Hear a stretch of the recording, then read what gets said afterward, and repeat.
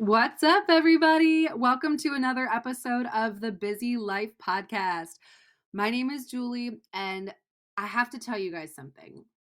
I always have my podcast episodes come out on a Friday, but today is New Year's Eve. It is Sunday, December 31st, 2023. And there is a reason that this podcast episode came out today and not on Friday. I had to make you guys wait a little bit. But I would never release an episode just to release it. I have to have a reason for my episodes. And I knew that this episode needed to come out on New Year's Eve. I got to tell you guys about how we can genuinely move forward in 2024 and make 2024 our year. If you listened to my last episode, I talked about kind of like a reflection of 2023 for me. Mel Robbins, who is one of my all-time favorite idols, created 6 questions that help you create kind of like New Year's resolutions, goals. And she basically says you can't make those until you've answered those 6 questions. This is not sponsored by her in any way, shape, or form. I am just a massive fan. And I took it seriously. I said, okay, I'm going to answer those 6 questions. And like I said, my answers are in my previous episode. So if you haven't had a chance to listen to it, it is there whenever you are ready. And I had this episode be completely unedited. It was authentic. It was real. I'm telling you, I just added my intro and outro song and then I uploaded it. There was no editing. And I highly recommend it. I'm telling you guys, if you are taking your growth seriously like I do, and you are taking your purpose in life and your meaning, your why that you are here seriously, you got to answer those 6 questions too. It really made me understand the things that I want to keep, the things that I want to change, the things I want to toss, and the things I want to add in. And I created, now that I've done that, my, I guess, vision board per se of what I want my 2024 to look like, feel like, be like. And I'm telling you guys, you got to do this. You got to do this. I am a firm believer that we are here on this earth for a reason. And there are lessons that we have to learn and things we have to do to grow. And they're not meant to be easy. But if you can find a way to support yourself throughout this whole process, it makes it worthwhile. Okay? So let's dive in to how am I going to approach 2024. So this is kind of like a part 2 to last week's episode. And I want to start by saying, I know some people say like, oh, you can't have like just one word or one theme for a whole year. So much happens in a year and you can't do it. I got to tell you, last year, I don't know what it was, but the word alignment came to me. And I kept telling myself, you know what, 2023 is going to be my year of alignment. I'm going to see things finally fall into place the way that they need to. And it's going to take the whole year. And I knew that. And there was so many times that I would forget that that was my word and things happened. Like I almost became a life coach. And I remember the guy on the phone telling me, I want you to think of this year as your year of alignment. And I was like, holy smokes, that's my word. Like, that is exactly what I said. And last year, oh, wow, it's not last year yet, but in 2023, it was my year of doing things that pushed myself out of my comfort zone, working my butt off. I got married. I mean, it was my year of alignment. And I'm so proud because I practiced keeping boundaries. I practiced maintaining boundaries. I practiced doing things because I knew they would make me happy, even if I didn't feel like doing them, because you can't just do things because you don't feel like doing them. You have to do things because you keep that promise to yourself, because if you don't do it, nobody else is going to. And it was It was a year, guys. I am not going to pretend like alignment is this easy peasy thing that just happens because you put in a little bit of work. No. Alignment for me meant showing up at the gym 5 times a week and going for my walks as often as I can, even on the days that the weather was crappy, that I didn't sleep good, or I wasn't feeling amazing, and I still did it. Alignment for me meant that I fueled my body the way that my body needed it, whether that meant in the moment you enjoyed the cookies or it meant that you said no thank you and you opted for something a little more healthier. I mean, it meant saying no to friendships that weren't serving me anymore. It meant standing up for myself during a time of workplace bullying. It meant stepping in front of myself and telling myself, Julie, get it together. Because if this is what you want, this is the work you have to put in. That is what alignment meant. And that is what you got to find in 2024. Now, your word might not be alignment, or your theme might not be alignment, but that was what it was for 2023 for me. And I want to continue it into 2024 because Julie in January of this year is a completely different Julie than Julie in December of 2023. And I am so damn proud and happy. There have been total times of, I mean, I've gone to the hospital more this year than I ever have. And by that, I mean like twice, but still, nobody wants to go to the hospital. I have gone to more doctor's appointments than I've ever thought of. I have had to practice money management more than ever. I mean, guys, every year you learn and you grow and more things happen, but it's because you can do it and you can handle it. And if you can change your outlook on it, it's all worth it. So that is what kind of led me to finding my theme now for 2024. And I'm already getting emotional.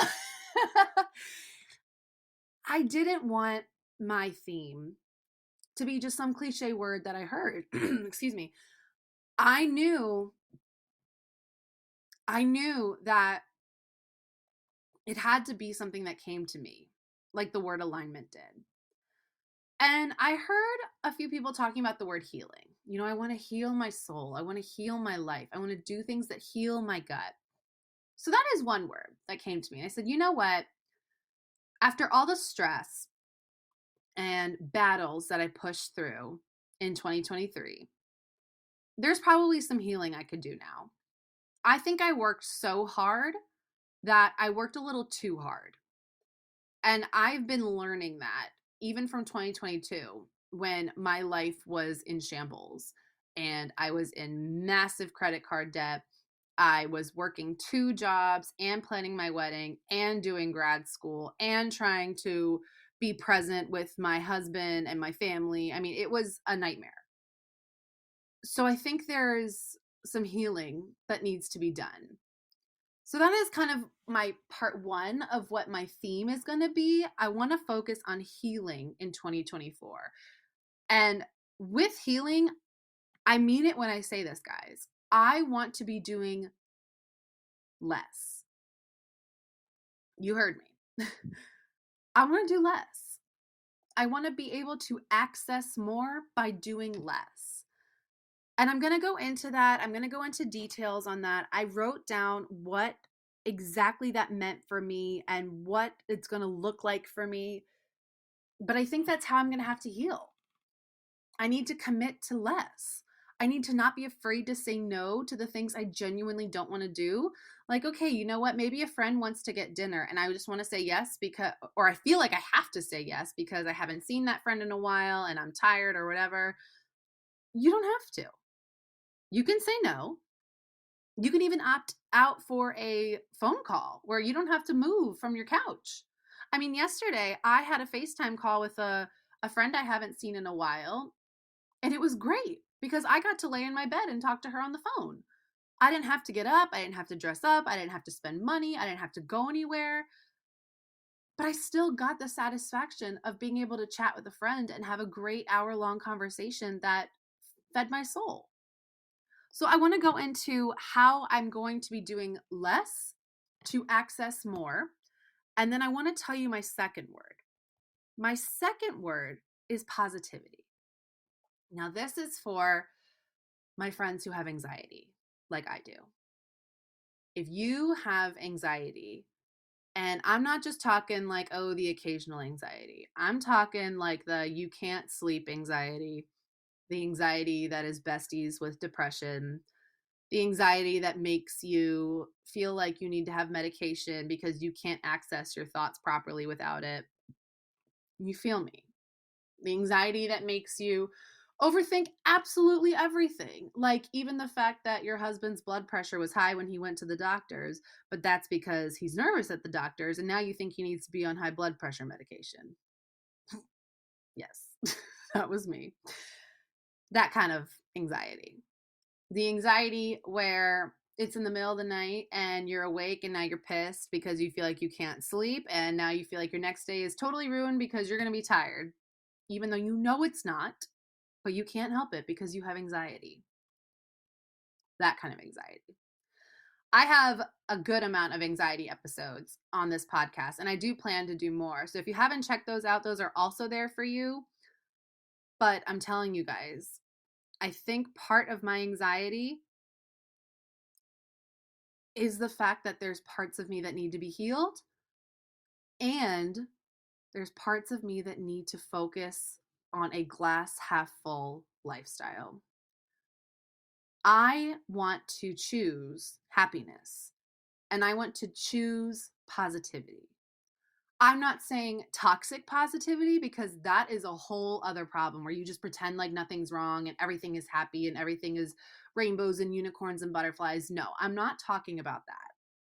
I'm talking about the positivity where you know that things are hard and you know that things suck, but you search for the silver lining because you know that that's how you're going to get through.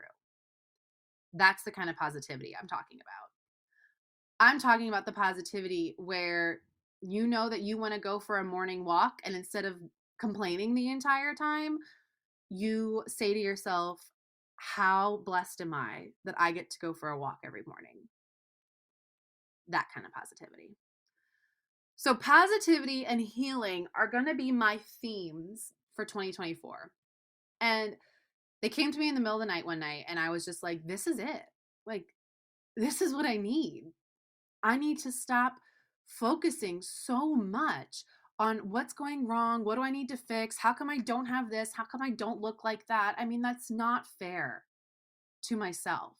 And that's not fair to my past self who has worked her ass off to try and be the best version I can be, even though there is a lot of hard things that happen in life. And there is a lot of things that happen that I can't control, such as things that I hear all the time from my clients at the gym. I can't control the fact where my body wants to hold body fat. I can't control the way that other people choose to talk to me. I can't control how much money my job is choosing to give me because of a contract I'm in. There is things that I can't control, but there's things that I can. I can control how I choose to respond to other people. I can control if a job serves me or doesn't serve me anymore. I can control how I move my body every day. And if I choose to move my body every day and the words I say to my body and my mind every day. And I am choosing positivity. I think my anxiety has led me to a place where I'm constantly irritable and annoyed, and I'm not as kind to myself or to others as I want to be and as I know I can be. And this is not to say that I'm a negative person, but we all know that there is times when you just can't handle it and you're just annoyed and you're frustrated and it's not your fault, but sometimes it is. Sometimes it just takes you taking a deep breath and saying to yourself, this really isn't that bad. It's really not that bad. So I'm going to choose to do that. I hit a point where I went off of my anxiety medication because I was so happy and I was so good. And I was like, you know what? I don't need this. And then I kind of slipped, and the second half of 2023 was really hard. So I went back on it. And it hasn't been rainbows and butterflies. I told you guys, alignment does not mean that it's like, ta-da, everything's amazing, there's nothing to worry about. No. It means that because now you're putting in the work, now more opportunities for growth happen, which means more uncomfortable feelings, and it means more challenging conversations. And that is how you grow. Because it's like the universe being like, hey, you want to be like this? Well, here's a really tough conversation. How are you going to handle it? Here's a really tough thing that happened at work. How are you going to handle it? And you constantly have to show up. You have to put in the work to get the results that you want. And so long story short was I ended up going back on my anxiety medication because I was like, whoops, bad choice for me. My thoughts were not where I wanted them to be, and I needed some help. I am not ever going to tell you to not go on medication or to go on medication. You got to do what works best for you. But for me, anxiety medication has been a life changer. And then I caught myself. This past week, I've been on winter break, and I have had the time of my life. I have been sleeping. I've been with friends. I've been with family. I've been celebrating the holidays. I've been doing everything that makes Julie feel good. And there was one day over this past winter break that was just really hard. And those days happen, but it was really hard.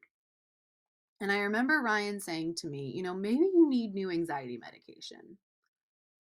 And maybe I do. But what my gut was telling me was maybe you just need to change your mindset. Maybe you just need to stop getting so angry all the time and actually take a deep breath and put in the work to not get so grumpy, to not take everything out on other people, and to just be thankful for what you have. Maybe it's not the medication. Maybe it's something you can control. So I've been doing that for a few days now. And I'll tell you what, even just a tiny bit of a mindset shift really helps. In fact, I'm amazed at how much just catching yourself can help you. Again, I am not a doctor, I'm not a psychotherapist, I'm not a physician, and none of this is ever meant to take place of any kind of advice that you would get from a medical professional. This is like you and I talking as friends. But I knew for myself that it was time for me to just catch myself. Say, hey, you don't mean that. You're annoyed and you might just want to go take a deep breath, go for a little walk, but it's really not that bad. My coworkers and I have had this theme for the year where we keep saying it's not that serious. And it's true. It's not. Things come and go and life passes through us all the time, and things are really not that serious. There are things that are serious and there are things you need to take seriously, but take those things seriously, not the little things that really don't mean that much and the little things that are not that big of a deal.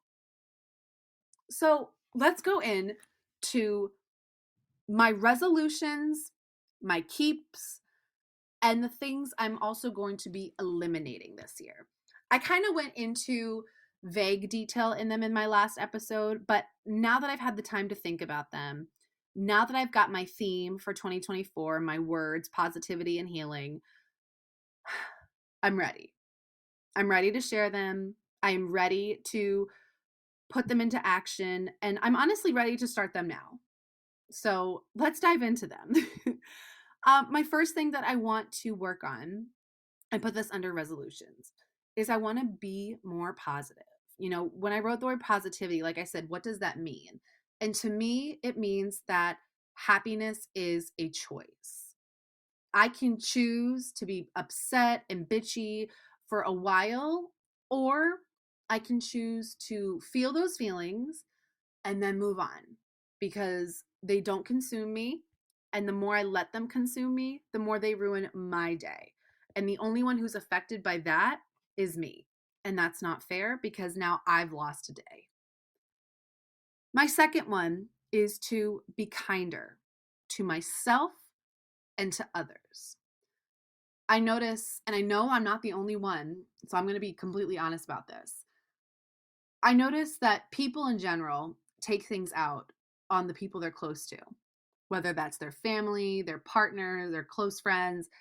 And it's because you're angry, and it's because you feel safe, and it's because you feel like, they're not going to judge me if I say these things, and they know what I mean. Those people don't deserve that. They actually deserve the best version of you. Because if you love them as much as you say you do, why would you treat them like that? I mean, I do that to Ryan because we live together and we bitch and we vent together, but he deserves the best version of me, not that version. So I want to practice being kinder to myself and to others. Another thing is I want to pick back up on my daily walks. I am a massive walking fan. There is tons and tons and tons of research on why walking is amazing for you. And if there is any movement you do in the day, you don't have to go to the gym. You don't have to lift heavy weights.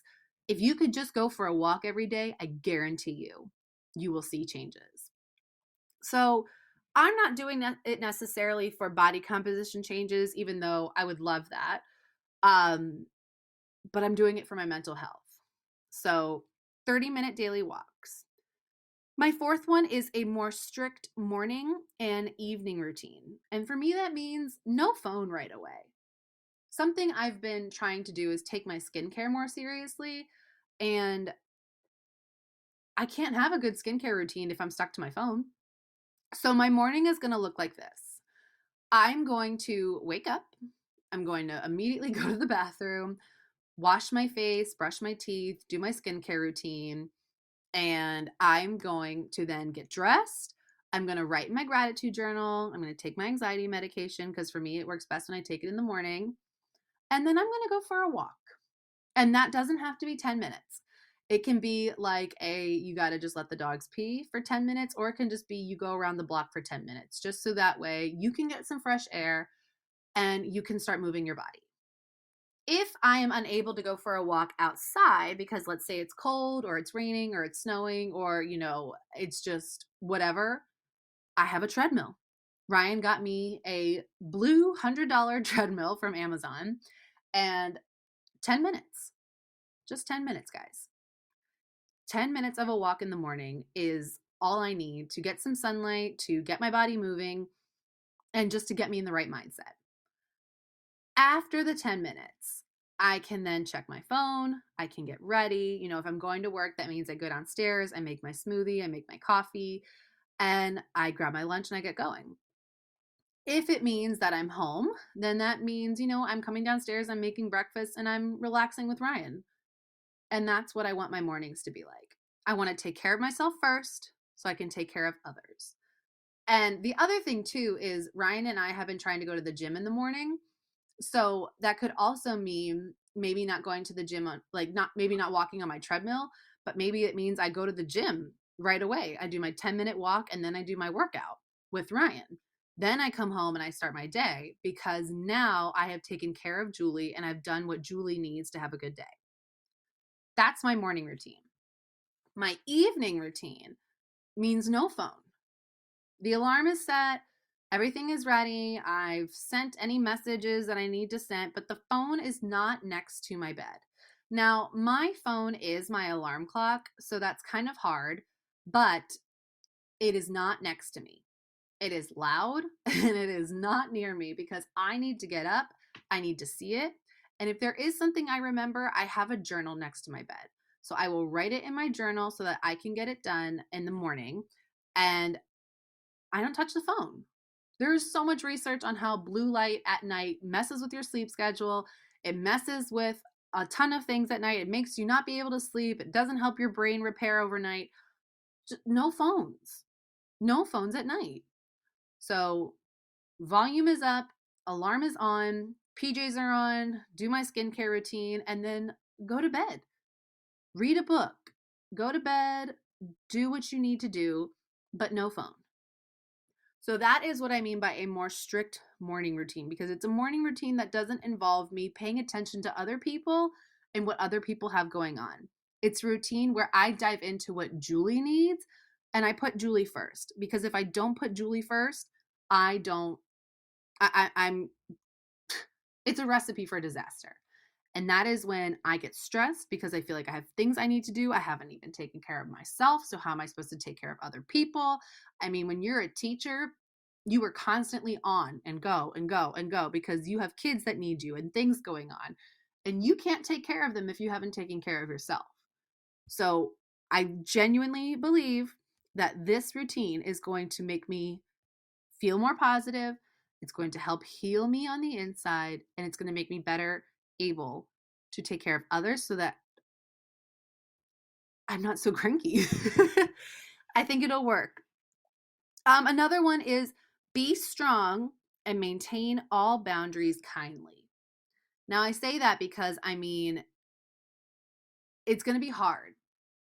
You're going to have hard conversations. You're going to have people who always test you. You're going to have people who don't give a crap about your boundaries because they only care about theirs. My dad has taught me you got to kill people with kindness. Now, of course, if they don't deserve it, that's a different story.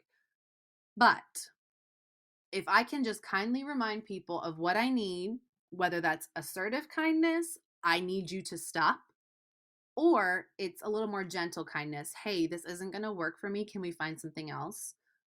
You got to do it though. Because the more boundaries that you let fall down, the more people feel like they can walk all over you. And I think that is what created a lot of my workplace bullying this past semester.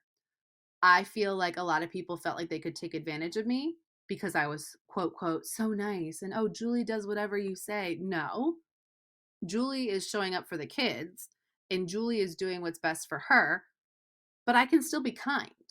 And it's not fair that people take advantage of kindness. So what do? You set boundaries. Hey, this is not going to work for me. We got to find something else. And if they bounce back with something like what you just said, well, that's not going to work for me either. Okay, I understand that we need to find a mutual ground. You got to find boundaries. You got to create them and you got to stick with them because otherwise people will walk all over you. You will feel stressed. You will feel burnt out and you lose. The end. There's no positivity there. There's no healing there. You lose. Create boundaries and stick with them. Otherwise, like we said, people walk all over you. Another one I have is drinking all the water. I already do that, but just making sure that I'm maintaining it at work would be helpful because I feel like I get so caught up with work that sometimes I forget to drink water and then I get a headache and I mistake whether I'm thirsty or hungry. So I think that would be just like a small one that I want to keep working on. Another one is limit my spending. I finally gotten my credit card debt down, which is great. Yay! Real world problems of the frustration of just being an adult and having all the things you got to pay for. However, there's definitely things I buy that I don't need, but I buy them. So we're going to limit some spending. Another one too about nutrition I have is just being better about my nutrition. Of course, it's the holidays. And there's a quote that I've said on here a couple times that it is more important to worry about the way you eat and take care of yourself from New Year's to the next Thanksgiving, which is like 11 months, versus what you're doing from Thanksgiving to New Year's, which is like 6 weeks. So basically, what that means is what you're doing all year long is way more important than what you're doing during the holidays because the holidays come and go. Now we're at the part where they're going, and we're at the part where you restart. So my restart is going to mean that I'm simply restarting. I do enjoy tracking my food. I go through phases where I do and where I don't. There's just sometimes days when I do and I don't. I can make meals that are not trackable, but I still eat them in moderation because I want to eat them and I'm not going to deprive myself of them. But then there's other times that tracking really is the way for me to go. It helps me see what I've had, what I need more of, what I don't want more of, things like that. So we're going to get back into that. We're going to do some more tracking because I think that's usually, for me, it's a great way to just get back on track and know that I'm doing the things that my body needs. And then we'll go from there. Something I do too is I put little star stickers on my calendar on the days that I tracked and stuck to it because it's a nice visual. And it's like a fun reward to put a star on the calendar whenever you got it. So I am going to commit to 5 out of 7 days of tracking. And then maybe next month we'll bump up to 6. Do I ever feel like I'm going to need to have a perfect, I only track my, I never have cheat days? Absolutely not. But ideally 5 days would be great. Another one is being more present. So guys, this is my how to do more with less. Put the phone down. I think that's already been a theme of a lot of the things I've said in this episode, but put the phone down. Be with your dogs, play with them, play with your kids, go outside, do the things that are not on your phone. Yes, you can do connections and Wordle, and you can play the game on your phone that you love playing. And yes, you can check your Instagram. Gosh, guys, I love my Instagram. I love my Julie Goes Healthy page. I love talking to my friends in my sweat community, but you don't need to live on it. Not everybody else is living on it. So God forbid you miss one post, you're not going to miss the whole world. You don't need to live on your phone. If you work from your phone, I know that's a different thing. Maybe try to invest in a laptop so that way you can at least be on your laptop instead of on your phone, and then set timers so that you're not constantly on it. I mean, everybody always talks about how they don't want their kids to be so consumed with technology. Well, adults are pretty consumed with it as well. So we got to be leading by example, guys. If we want our kids to go outside and play more games and not be so hooked on, what is it they're playing, like Roblox and oh gosh, what is that one called? There's like a friends game. I don't even know. But if we want them to be doing that, we need to model the same thing. So we got to be on our phone less and more in person. You'll realize that you think you're spending more time with people, but you're actually spending the same amount of time with them. You're just more present. My 10th one is I want to dance more. I used to be a dancer. I still am. She's still in me. I was the vice president of my dance team in college. I did theater when I was in high school. I taught a hip hop class. I mean, I was literally, guys, okay, this is a big deal for me. I was one of the top Just Dance players in the state of Maryland. Like, what in the world? How do you even find that out? How, like, what? I kept getting all of these notifications that was like, oh my God, like you beat this and you beat that. I took Just Dance so seriously and I still love it. It is still my all-time favorite game to play. Just Dance. If you ever need somebody to help you out, you can call your girl here because she will help you. I love it. So I want to incorporate dancing more because it makes me happy. Which leads me to 11, do more things that make me happy and smile and laugh because that is a full life. That is a life of healing, of positivity, of happiness. That's what we want. Because there's going to be times when it's not. There's going to be times that freaking suck. But you have the happy times too that you can lean on. And we are choosing to change our mindset, guys. We are going into 2024 with a positive mindset and a healing mindset. It is not going to be toxic positivity. We are not going to pretend like everything in the world is rainbows and butterflies because it is sure as hell not. But we are going to choose to be grateful. We are going to choose to find the things that fill our cup rather than the things that empty it. We're going to do it. And I'm going to be right here with you. And I'm so excited to do it together. And then my last things are some things I want to keep. So those are some things I'm changing, things I'm adding in. It's going to help me feel like I can do more with less. And the things I'm going to keep are my gym routine. I love going to the gym. That is just what fuels my soul. Not everybody is a gym person, and you don't have to be a gym person, but for me, I love it. I've been doing Kelsey Wells power workouts for years now. She has a bunch of different programs, and I've been doing those. I've been doing Kayla Itsines workouts, basically all the sweat workouts with the Sweat app. I've been a Sweat member since 2015. Oh my God, 8 years. Holy cow. 8 years of being a Sweat member. I cannot. That's going to have to be a whole other episode. um, but I'm going to keep up my gym routine. I love my workouts. They are my favorite. I've been doing them for years, and I'm going to keep them up. I'm going to keep up my morning gratitude journal because all I do is write 3 things down. It's a $7 journal I found on Amazon, and you just write 3 things in the morning. 3 things that you're grateful for. This past week, it's been a lot of Christmas things, a lot of being with my family, a lot of, being just like home and getting to sleep in. But I'm grateful for that. I don't have that all the time. So I'm grateful for that. In the summer, it's usually I'm grateful for warm weather. I'm grateful to be able to go to the beach. It can be anything as shallow as I'm grateful for the ability to have cute clothes to as deep as I am grateful for another day.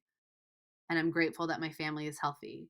I mean, it can be anything, but you just take that moment, you take 5 deep breaths, and you're ready. That's my favorite thing to do. I'm going to keep up my water, but like I said earlier, I want to try to drink more water at work. I'm going to keep up my morning shake. Every morning I have a protein shake with collagen, whey protein isolate, or no, which one is it? Isolate it's good. That's all it is. It's chocolate protein with chocolate collagen powder, and I put berries, peanut butter, spinach, boom, almond milk. Yummy, yummiest thing. Best way to start my morning, and I've been doing that for also 5 years. It's crazy, but it is the best way for me to have a good breakfast on the go. It takes about 5 minutes to make, and there's no excuses. It's literally in my fitness pal as my no excuse breakfast because it's easy. It's great protein. You got some healthy fats, some veggies, some fruits, and you are ready to go. And it fills me up for a good 3 to 4 hours. So that's amazing right there that I will not be getting rid of. I will also be keeping my weekly meal preps. I've been pretty lazy with those recently because of the holidays. And I mean, gosh, guys, there's always so much food in the office, and people are always bringing you new things to eat. And, oh, I cooked this and I cooked that. Or sometimes I'll go over to my parents' house for dinner. No. Remember when I said we're going to be trying to track our food and be more mindful of our food for about 5 to 7 days of the week? Yeah, we're going to get back on that. My gut health needs some healing.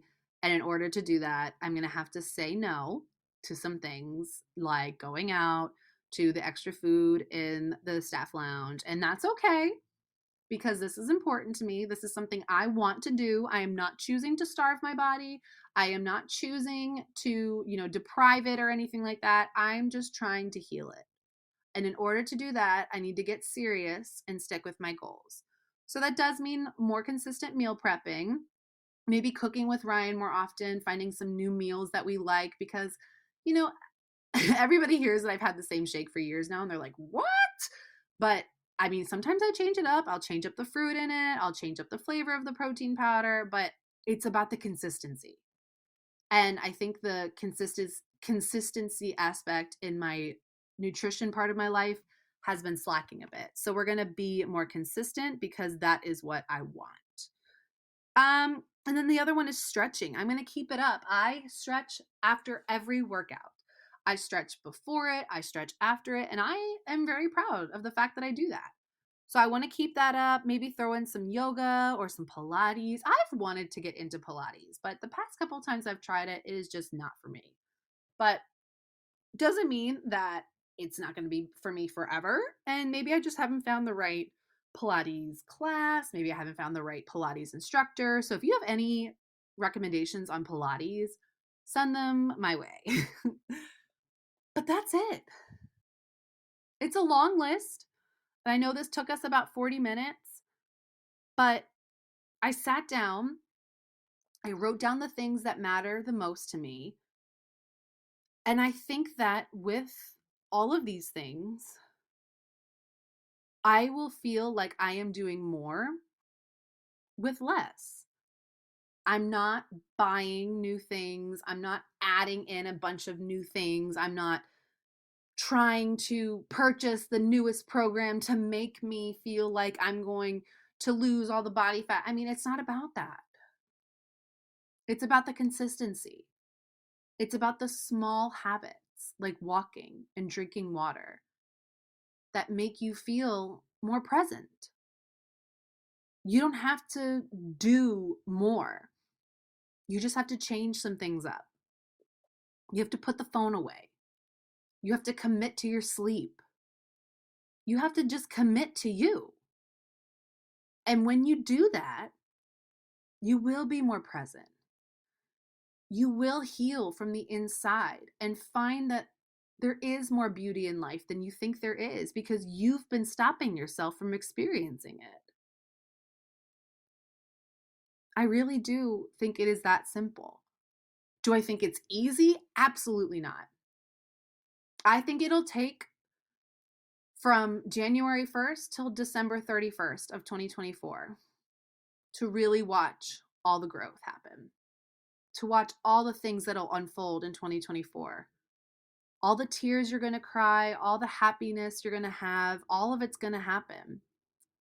But if you can commit to your theme, to your purpose, to your why, you will be so damn proud when you come back here in a year from today. You look over how your 2024 went, just like I did with how my 2023 went, and you will be amazed at the things you have accomplished because you did it and you stuck to it. It's not perfect. I do not expect you to have this perfect life where you hit all your goals and you do all the things. I just want you to be present. I want you to commit. I want you to try. And if any of these things I shared resonate with you, do them. Message me. Let me know. We can hold each other accountable. We can do it together because I'm here for you. And all the love that this podcast has gotten in 2023 is mind-blowing to me. And I can't wait to see how much more love we get in 2024 and how many more lives we can change, because that's really what's worthwhile, guys.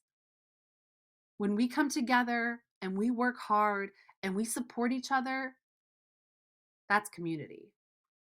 That is strength, that is power, and that is what makes you successful. I just want to say Happy New Year. Thank you so much for listening to this episode. I can't wait to talk to you guys in the next one. And don't forget, you got this. I'll talk to you next time.